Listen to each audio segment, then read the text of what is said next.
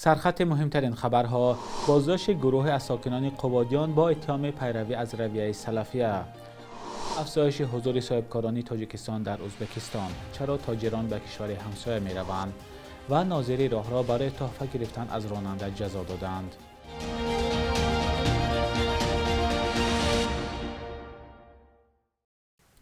سلام بینندگان عزیز، با آخرین خبرهای تاجیکستان و جهان در خدمت شما هستیم. امروز 25 فوریه سال 2026 است. دونالد ترامپ رئیس جمهوری آمریکا در پیام سالانش به کنگره ایالات متحده از آن توصیف کرد که ورود مهاجران غیرقانونی به آمریکا قطع شده است. سخنرانی ترامپ شام 24 فوریه به وقت واشنگتن و صبح 25 فوریه به وقت دوشنبه آغاز شد. رئیس جمهوری آمریکا در آغاز صحبتش از ورود تعداد زیاد مهاجران غیرقانونی به کشورش در دوره‌های پیشین انتقاد کرده گفت بعد بازگشت او به کاخ سفید این روند متوقف شده است. سیاست‌های پرزیدنت دونالد ترامپ در مورد مبارزه با مهاجران غیرقانونی به مشکل پیچیده است. پس از آنکه کارمندان وزارت امنیت داخلی ضمن عملیات برای بازداشت مهاجران غیرقانونی در مینیاپولیس 2 شهروند آمریکا را کشتند، کنگره مبلغ گذاری را به این نهاد تصدیق نکرد.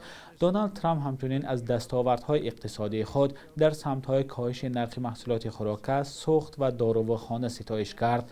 این در حالی است که نظرسنجی‌ها کاهش محبوبیت ترامپ را نشان می‌دهند و آمریکایی‌ها در آستانه انتخابات پارلمانی ماه نوامبر از بالاروی نرخ‌ها رنج می‌کشند. ترامپ همچنین ونزوئلا را دوست و شریک نوی ایالات متحده نامیده گفت آمریکا در دوره اخیر از ونزوئلا بیش از 80 میلیون بشکه نفت دریافت کرده است. نیکولاس مادورو، پرزیدنت سابق ونزوئلا، شب 3 ژانویه امسال همراه با همسرش در نتیجه یک عملیات با امر پرزیدنت آمریکا دونالد ترامپ دستگیر و به بازداشتگاه آمریکا انتقال داده شد. رئیس جمهوری آمریکا در ادامه سخنرانیش در کنگره همچنین گفت کشورش در عصر طلایی به سر میبرد و دشمنان ما از ما میترسند. جزئیات بیشتری صحبت‌های دونالد ترامپ در کنگره دوام روز در سامانه رادیوی آزادی با نشان azadi.org پخش می شود. در ناحیه قبادیان ولایت ختلان کمش 20 نفر با گمان پیروی از رویه در تاجیکستان ممنوع سلفیه بازداشت شدند. مصاحبان آگاه رادیوی آزادی با شرط فاش نشدن نامشان گفتند که بازداشت‌ها در یک هفته اخیر از سوی ماموران میلیسه قبادیان و شهر باختر صورت گرفته است. در اداره کارهای داخلی این دو منطقه خبر را شرح ندادند. یک منبع نزدیک به حکومت ناحیه قبادیان 24 فوریه به رادیوی آزادی تصدیق کرد که چند ساکن جماعت وابکن بازداشت و برخی رها شدند. این همصحبت ما با شرط فاش نشدن نامش گفت شماره دقیق بازداشت شده ها را نمیداند، اما حدود 10-12 کس فعلا در بازداشت به سر میبرند. وی درباره اتهام ضد دستگیر شده ها معلومات نداد. یک وکیل مدافع که والدان بازداشت شده ها برای یاری حقوقی با مراجعت کردند، روز 24 فوریه به رادیو آزادی گفت که شماره بازداشت شده ها از 20 نفر بیشتر است و جستجو ادامه دارد. او افزود بعضی از بازداشت شده ها به تشکیل فعالیت سازمان افراطگرا گمانزد شده، برخی دیگر برای شرکت در جنگ سوریه متهم بودند. در حالی که مقامات این قضیه را رسما شرح ندادند، منابع رادیوی آزادی میگویند که بازداشت شدگان به آن متهم میشوند که گویا در معرکه ها به ضد عید نوروز و عید صدر تشویقات کرده افروختن آتش را مکروه دانستند. به نقل این منبع بعضی از بازداشت شده ها از مهاجرت از روسیه برگشته بودند. طی چند سال اخیر در بعضی از گوشه های تاجیکستان بازداشت های دست جمعی صورت میگیرد. موردهای اخیر در جماعت یزدگلام ناحیه ونج و محله دروازه دوشنبه ثبت شده است. تعداد کارخانه ها با سرمایه صاحبکاران تاجیک در ازبکستان دوام 3 ماه اخیر 53 عدد زیاد شده است. طبق اطلاع آژانس آمار ازبکستان فعلا در این کشور 410 کارخانه با سرمایه صاحبکاران تاجیکستانی کار میکند. ماه نوامبر سال گذشته تعداد این کارخانه ها 357 عدد بود. آمار رسمی ازبکستان نشان میدهد که بعد سال 2024 حضور صاحبکاران تاجیک در کشور همسایه رو به افزایش است. برای نمونه اول سال 2024 در ازبکستان همگی 278 کارخانه با سرمایه تاجیکستانی ها کار میکرد و حالا تعداد آنها از 400 عدد گذشته است. صاحبکاران تاجیک در ازبکستان اساساً در بخش سودا، صنعت و ساختمان کار میکردند. همچنین 33 شرکت تاجیکستانی ها در بخش علاقه در ازبکستان فعالیت میکنند. مقامات ازبکستان نگفتند که سبب زیاد شدن حضور صاحبکاران تاجیکستانی در آن کشور چیست. بعضی کاربران شبکه‌های اجتماعی در تاجیکستان نوشتند که زیاد بودن مالیات یا انداز و فشار و سنجش‌های زیاد باعث شده است که بعضی صاحبکاران تاجیک تجارتشان را به ازبکستان کوچانند. یک ناظر راه در شهر پنجکن برای قانون شکنی جزا گرفته است که رانندگان تاجیک زیاد از آن شکایت میکنند. و نوشته سامانه دادگاه شهر پنجکن، این ناظر راه یک راننده را برای سنجش حجت نگاه داشته معلوم میکند که در ماشین قطعه یاری تجهیزی و آتش خاموش کنک نیست. به گفته مقامات، ناظر به جای سند ترتیب دادن نسبت راننده از او 70 سامانه گرفته غیر قانونی او را از جوابگری مأموری آزاد کرده است.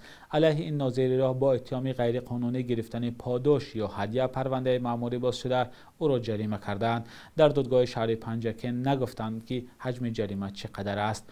کدکس حقوق ویرانکنی مأموری برای غیر قانونی گرفتن پاداش یا تحفه از سوی کارمندان دولتی از 40 تا 50 نشان دهنده برای حسابها یا تا 4000 سامانه جریمه تعیین کرده است. طلب مبلغ از سوی ناظران راه در تاجیکستان کم نیست، اما این یکی از کمترین حالت‌هایی است که ناظران را برای از راننده گرفتن هدیه یا پاداش جزا می‌دهند. از فرارسی ماه رمضان 6 روز گذشت. ساکنان و هم مقامات امسال از گران بودن بعضی محصولات در این ماه به خصوص گوشت نگرانی کردند. همکاران ما از ساکنان شهر باختر پرسیدند که دسترخوان رمضانی آنها چی دارد. پاسخ ساکنان را با هم ببینیم.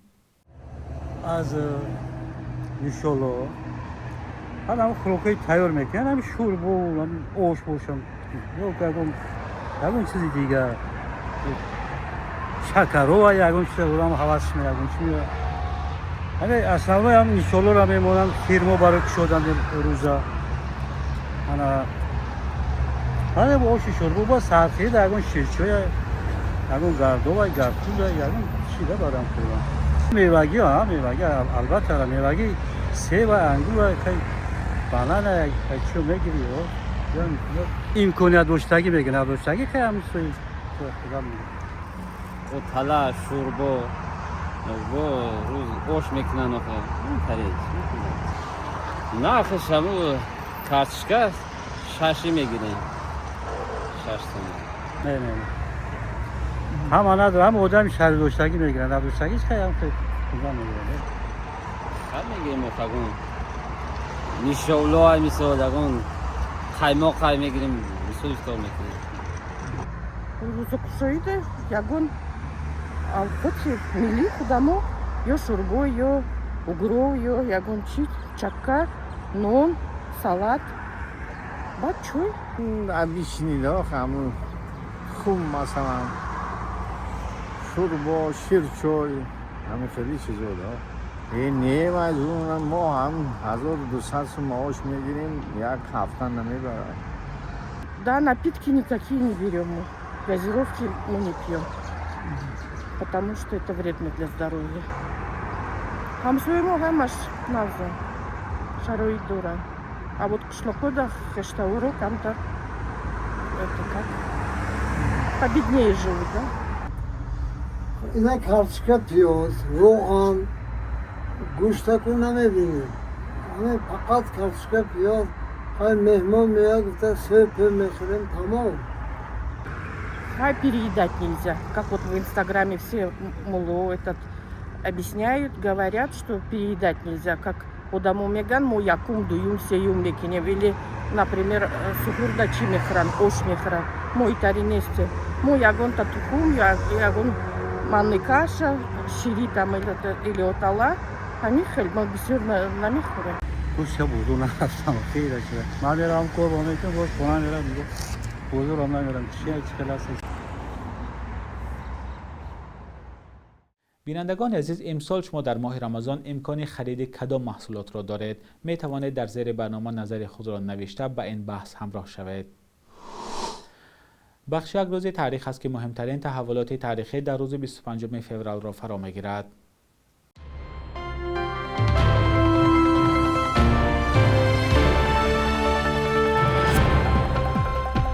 25 феврали соли 1956 дар анҷумани 20-уми ҳизби марказии коммунисти иттиҳоди шӯравӣ раҳбари ин кишвар Никита Хрушёв суханроние кард, ки дар таърих бо номи гузориш дар бораи шахспарастӣ ном гирифт.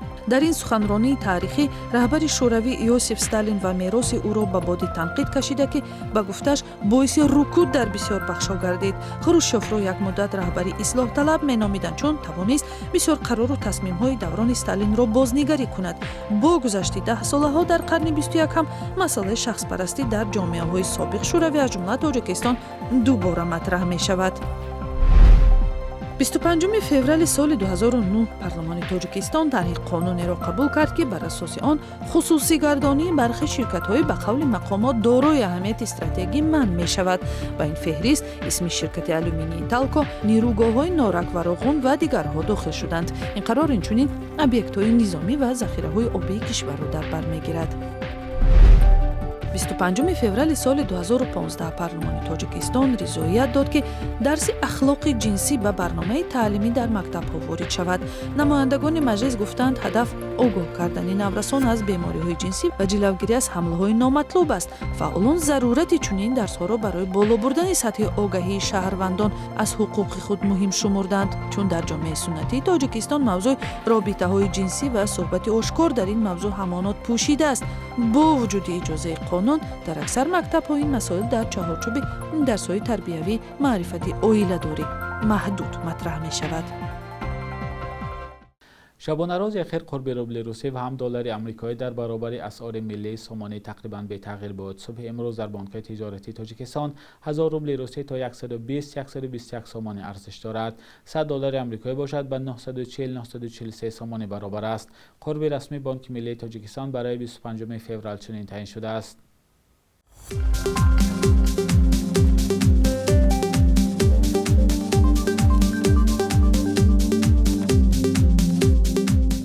بینندگان عزیز، به پایان برنامه نوید بامداده رسیدیم. خبرهای از این بیشتر را در سامانه رادیو آزادی با نشان azadi.org و صفحه‌های ما در شبکه‌های اجتماعی از جمله در فیسبوک، اینستاگرام و تلگرام پیدا کنید. تا فردا، خدا نگهدارتان.